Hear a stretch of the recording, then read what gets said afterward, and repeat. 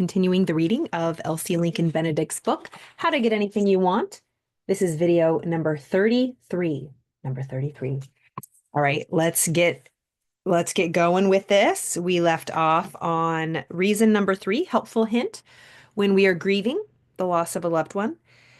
She was talking about, the universe has laws that we don't know about. God has laws we don't know about. And it is presumptuous for us to think that the rules, the laws of the universe can be bent just for us because we want to avoid pain. Very harsh, very, just those realities of life. Nobody wants to lose someone they love and grieve and go through heartbreak. However, it's a part of the human experience, and we are not immune to it. So she was saying the previous lessons, we just have to try to realize that although we may not see it, the reasons behind, right? We'll never see the reasons behind, heartbreak, the passing of loved ones.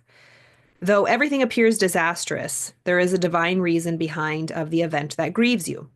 Do not lay waste your energies or rack your little human brain demanding to know what the reason is. Seek to know, search diligently if you wish to. Only remember you cannot understand anything or anybody so long as resentment, distrust, or rebellion against that thing or person fills your heart. Let's listen to that.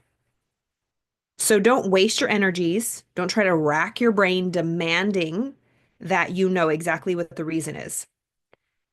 Seek to know, search diligently if you wish to.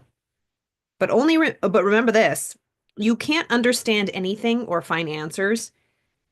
You cannot understand anything or anyone. Like, why did they do that? You cannot understand them. Why did this happen? You can't understand that. If you hold on to resentments, distrust, or rebellion against that thing or person that fills your heart with anger, upset, grief. At the same time, do not try to compel yourself to believe anything agnostic to your reason. Such a course complicates matters for you. If you cannot formulate your belief at this time, this trying time, if, despite all you can do, you find no answers to your questions, rest a while from your labors. This has happened so many times, like just when I'm, just on a good one, wanting answers, feeling frustrated, feeling upset, feeling fearful, worried in any way, just wanting it to be over, have the answers already, just show me a sign, give me a sign, just being impatient. It's just telling us in so many ways, just relax. If the answers aren't here and you're doing everything you can, maybe you've done all you can. It's time to rest. It's time to give yourself a break because there's nothing you can do. Getting more worked up isn't going to help anything. It's kind of like that metaphor of the, what are those things called?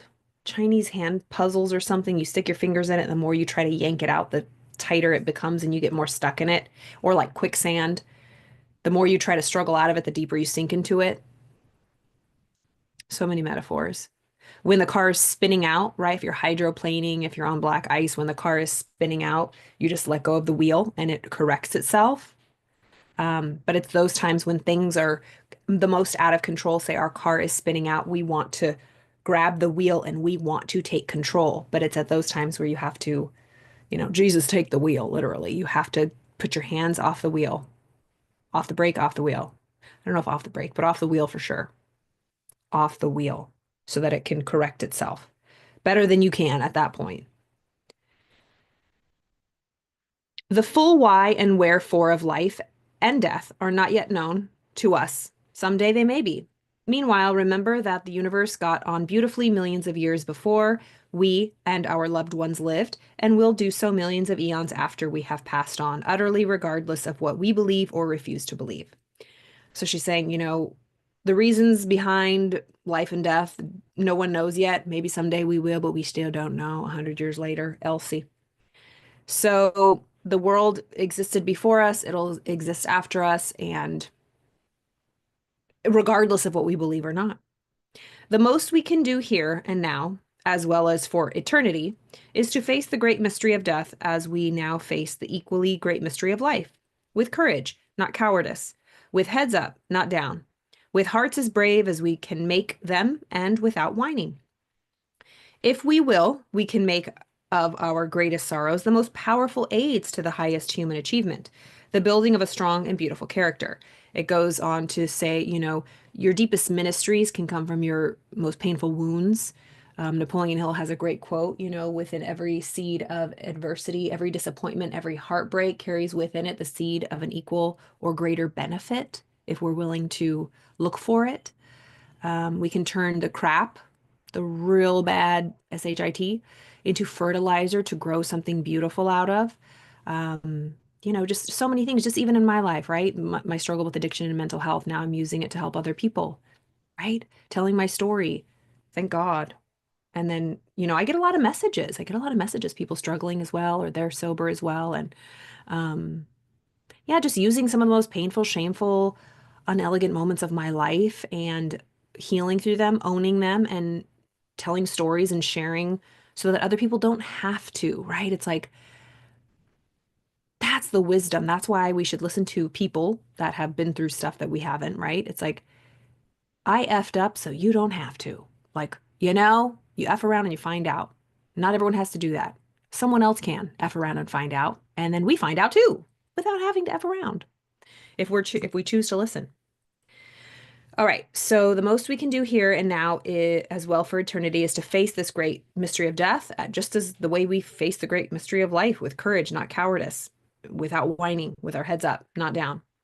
If we will, we can make the greatest sorrows our most powerful aids and really build our character.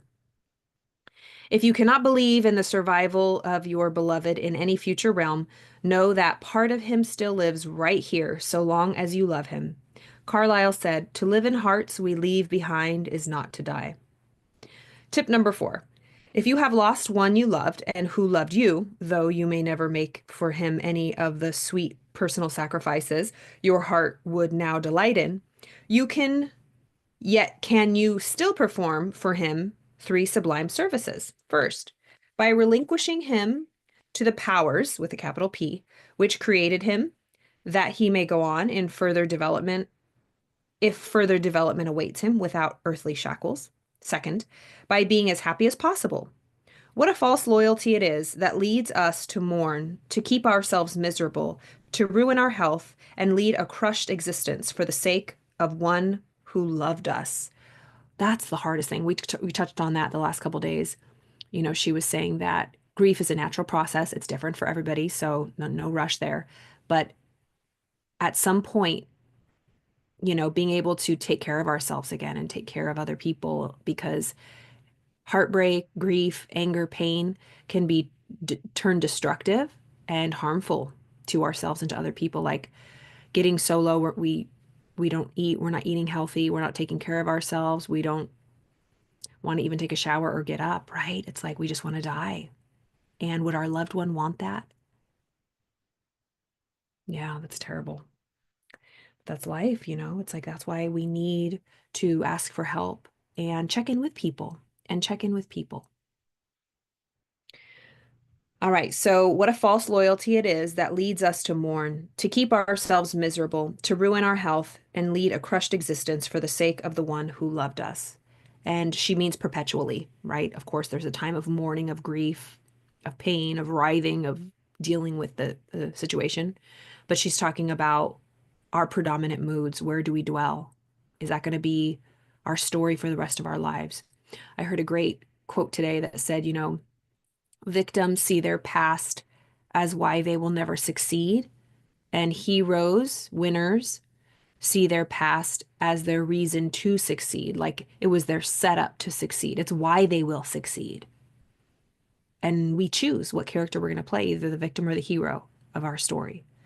So the victim believes that their past is what determines their future and why they will never succeed because all of their mess ups. Or you can be the hero and look at the past, any of your mistakes, and that is exactly why you will win, because you've learned. It's your redemption. It's the beginning of your story. So victims see their past as it's the end. They're over. Their lives are over. And heroes see it as their past as it's just the beginning. It's my springboard for greatness. Turning, like she just said above, um, turning our greatest sorrows to the most powerful aids so that we can achieve our highest human example. Hmm. A glimpse of your own heart will tell you so if you've been mismanaging and sitting in destructive sadness for too long, she said. A glimpse of your heart will tell you if that's what you're doing. If you had been taken first, if you were the one to leave the earthly plane first, would you wish the person that you love to never be happy again? The one thing you would ask if you could would be that he get and keep and cling to all the joy and peace he could find, and whatsoever love you would say the same if they could speak. That's the truth. Yeah. Okay. They may know those who have gone on a sorry, I just had like a flash. I have jury duty and I thought I had to call in tonight for tomorrow, but it's the next week. Wow. Sorry. Wow. Random thought popped in my head. Okay. They may know those who have gone on ahead just how we are feeling, and they may not. If they do, your continued suffering here may be causing far greater suffering over there. Can you imagine? But if they do not, it is not at least disloyal to encourage your grief as to violate the wishes of an earthly loved one when his back is turned. Okay, let me read that again. All right, so basically it says if you could ask the person, um, or if you were the one to leave, right, and you were gone off this planet and the person you loved you left behind, would you wish that they never be happy again? No, probably the one thing you would tell them is to keep and hold and cling to all the joy and peace that they could find. And whosoever loved you would say the same. This person who passed, if you're experiencing that, would say the same thing to you, right? Again, take your time, grieve. But at the end of the day, the person that passed would want you to be happy and joyous and live a good life.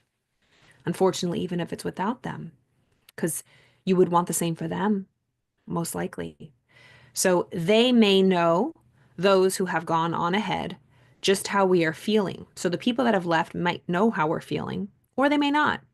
If they do, your continued suffering here may be causing them far greater suffering over there. But if they don't, it is not at least as disloyal to encourage your grief as to violate the wishes of an earthly loved one with his back turned. Mm. The greatest gift you may lay upon the altar of your love is to try to be worthy of him.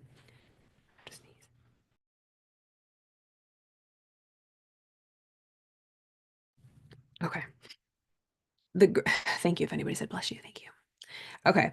The greatest gift you may lay upon the altar of your love is to try to be worthy of him, of the sweet experiences you shared, of the common happiness. By the sacredness of all you meant to each other, you become a part of each other. Part of you has gone with him to that beautiful isle of somewhere, and part of him remains behind with you. It lives on in you and can never die so long as you are alive. To think of this as your talisman, to make a shrine for it in your heart and strive so every day to live as to dignify rather than crucify it is the highest form of loyalty and the hardest. That is, if you created just, she's saying in your heart and your mind, this altar where every day you dedicate living the best life you can to this person that's no longer with you. And that's your reason for living, for being happy, for them to honor their memory. If you suffer from remorse, remorse is based in self-criticism and often leads to self-loathing. It is a dangerous and evil mood for two reasons. First, because it is based in the false hypothesis that we are degraded or hopeless for having done certain things.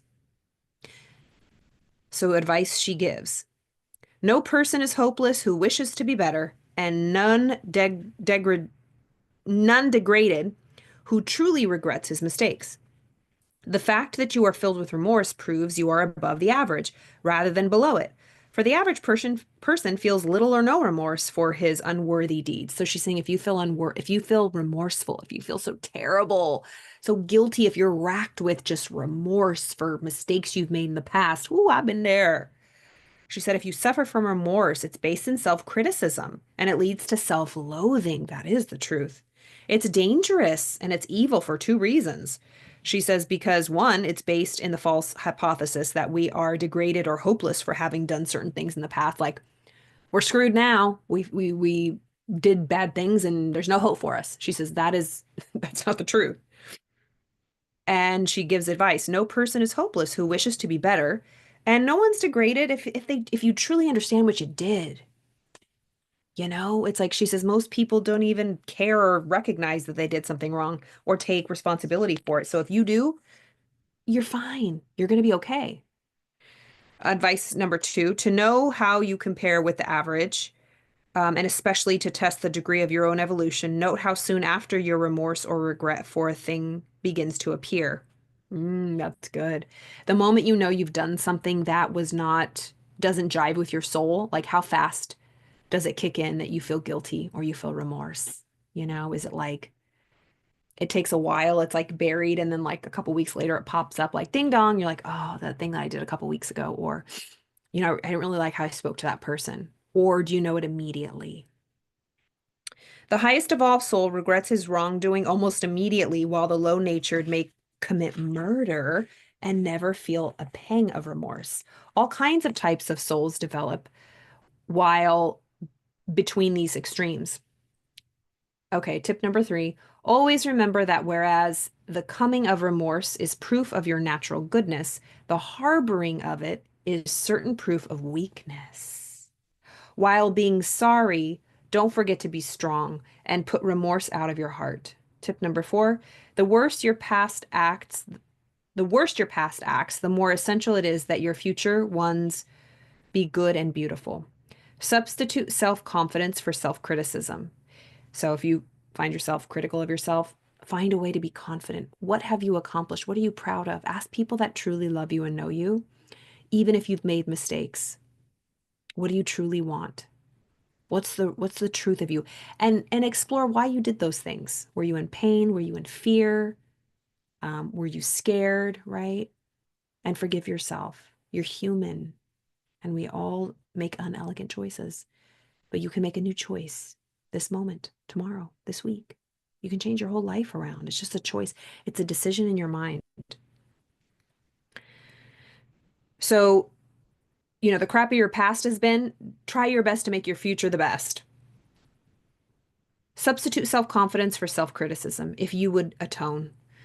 You can instantly acquire the foundation of true self-faith if you will accept the fact that only fine souls are capable of the remorse you are now suffering. All right, we're going to continue tomorrow. Let me just make sure I hit all these points. So if you suffer from remorse, help number one, she's saying tip number one, no one's hopeless. If you truly regret your mistakes, you're fine. Number two, recognize how soon you regret it. The sooner the better. Number three, always remember that the remorse that's there is a sign of your goodness. And the longer you wait, you harbor your remorse, it's a sign of weakness. And then number four, the worse your past acts, it's essential that your future ones be good and beautiful. So really try to focus only on the good, right? Only helping other people, only thinking positive thoughts. It's really an inside job. You know what I was just thinking? I was listening to David Goggins. He's hilarious. I love him. But in all seriousness, he talks about how he was not the you know, smartest when he grew up, and it was really hard for him to take tests, and he felt really stupid, and he had a hard time learning. And so to take the test to get into the Navy SEALs and to all of that, he had to take the test so many times, or like to get his GED, or I don't remember what it was. But I was just thinking the other day, I was like, just my own areas of opportunity. And because I was thinking, should it be this hard? Does it really have to be this hard? And David Goggins came to my mind when he said, for each and every one of us, something is difficult for us. something is going to take extra effort and it's going to annoy us and we're going to be upset because it seems like it's easier for other people. But maybe other people look at you and think that you do things, it's easier for you. Doesn't matter. The grass is always greener. There's something in your life, there's something in my life that is just more challenging. It's just going to take more work for us to do. Um, like, I mean, earlier in my earlier days of sobriety, I thought like, that's just not fair. Like, why can't I drink? Other people could drink, they're fine. I got over that a long time ago, but like, it is what it is. It runs in my family. The gene is activated. My body can't handle it. And I had to be honest with myself. That's not the case for other people. And I can either be like, that's not fair. Why can they just enjoy a couple glasses of wine and I can't? Because I can't. And I can deny it, which I did for a long time, and say it wasn't fair, blah, blah, blah. But I can reframe it and say, you know what? I can lean into this and I can lean into this weakness and I can make it my strength. And it's so true. Like he was saying, he's leaning into his weakness of not being able to retain information. And he made it his strength through repetition, through being a beast of studying and repetition and going hard every day on studying and passing all the tests he needed to do. But, oh, what was my point? Oh, I was thinking, is something in particular in my life, I was like, it seems so easy for other people. Like, not even just seems, but like results in other people's life. I'm like, why the is this so difficult for me? And I thought, why don't you just lean into it? Maybe it is, but you know what to do. You know exactly what to do to get it. And if it's harder for you, it's harder for you, Carla, or you have to do it harder than other people. Fine. Right? I mean, one example is like just sticking to like a fitness plan, man. Like I'm really actually healthy and happy and I love my body and all that jazz. But like I know my health and fitness goal. And for some people, it's just easier. But I'm not going to stop until I win, right? I'm not going to stop until I feel the way I know I can feel, right? It's not in any way unachievable. I've definitely been there before in my life, but it's just one of those things where it's like, I know what it takes and it's about consistency. And I have to be honest with myself that I wasn't being consistent. I haven't been. And really going all in. And I'm like, why do I have to go all in? But if I want it, why wouldn't I go all in? So I just really loved that. Like, so if there's something that's difficult for you, or there's a result in your life that has been eluding you for years and everyone else just seems to do it easier or whatever, don't take it as a sign that it's not meant for you. Take it as a sign to go double down, triple down, go all in. And also, I love me athletes and Michael Jordan. I was listening to some stuff on YouTube of him last night about he wanted to be the best player in the league, right? The best. He wanted to be the greatest. And he was not in high school, but then he got to be. And I remember he told a coach, like, I'm going to be the greatest. And he went all in, like, people thought he was crazy, but he was the greatest. So, what if the things that seem to be difficult for us are the greatest possibilities, potentialities, but they're only a potential. But if you went all in, it would be the greatest unlock to your life. So I'm going to take that into the week with me. I hope you enjoyed that. All right, y'all. Here we go. It is Sunday and tomorrow's Monday, of course. And it's going to be a brand new week. And I'm so excited. And we have a whole nother week and every day of this year together of reading. And I just want to thank you for all of your support and your love and you watching this and all your comments and shares. So if you have any questions or you want to chat with me or work with me one-on-one, be sure to look at all of the information below on the YouTube description box. If you're on the Facebook, hop over to my YouTube. I would appreciate it. And like and subscribe. And if you want to work with me, all the information's below of all the cool things that I offer. So I hope you have a wonderful evening. I'm going to slowly get off here because the live stream seems